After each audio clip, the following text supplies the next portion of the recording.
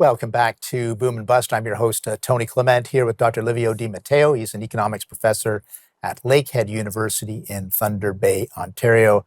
Dr. Matteo, there's a number of different aspects of this, but I believe in your writings you've also referenced the out-migration issue, that our best and our brightest are leaving.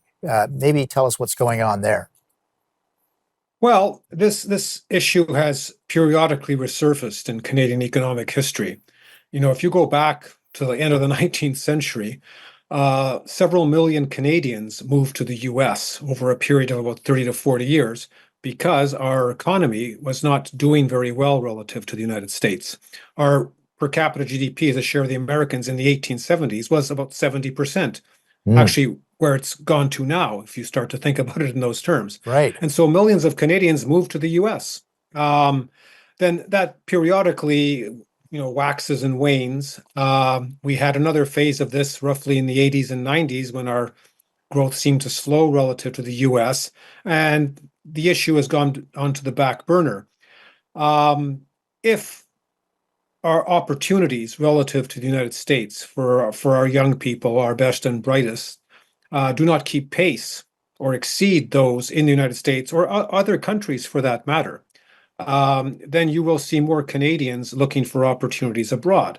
And this type of phenomenon has certainly been common in other countries that have had sort of more lackluster growth. I mean, if you look at the Italian economy, tens of thousands of fairly highly educated and skilled Italian university graduates have moved to Germany or to the United Kingdom or to the United States to pursue opportunities.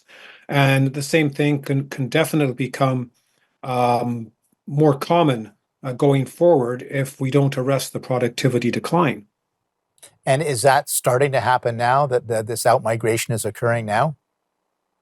Well, interestingly enough, the out-migration is anecdotal at this point. Okay. The stats don't really seem to be picking it up, but there's anecdotal stories, not so much of Canadians leaving, but people who have recently immigrated to Canada saying that this wasn't what they were expecting, and so they decide that they're going to leave.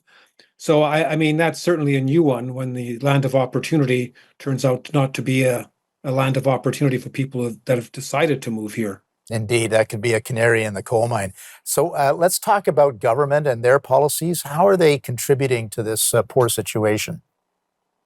Well, that's a multi-layered issue, I suspect. I mean, there's two aspects to this. The first is the economic environment and its structure in terms of the ability of firms to sort of compete and innovate.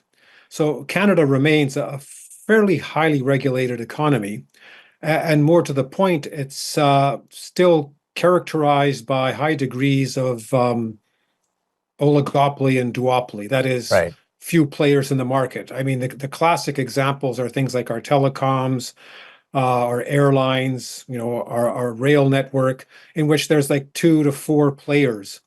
And so when you have fewer firms competing, you're going to have higher prices and less output, and in some respects, less innovation in the long run. And we're also a fairly highly regulated economy still.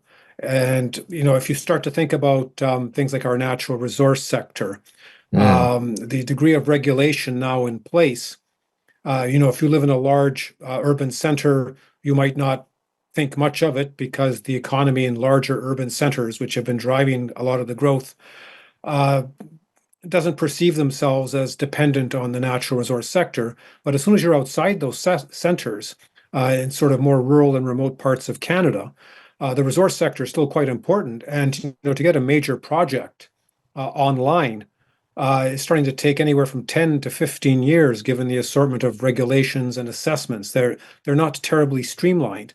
And then in urban centers, those types of regulations seem to have slowed down things like housing construction, et cetera. So we have lots of rules, we have lots of processes, I suppose, designed to, guarantee various types of protections, but they've become, in a sense, layer upon layer of issues slowing down economic activity. Canada has over 40 million people now. Yeah. If you go back 50 years ago, they would say things like, yes, we have more oligopoly and monopoly in the Canadian economy, but we're a small market, and for those firms to survive, they kind of need that type of environment. Right. Well, here we are 50 years later, we've doubled in population, and apparently our market is still too small Yeah, that's a to very good support point. competition. That's a very good point. We're going to continue this conversation. We're going to take a brief break.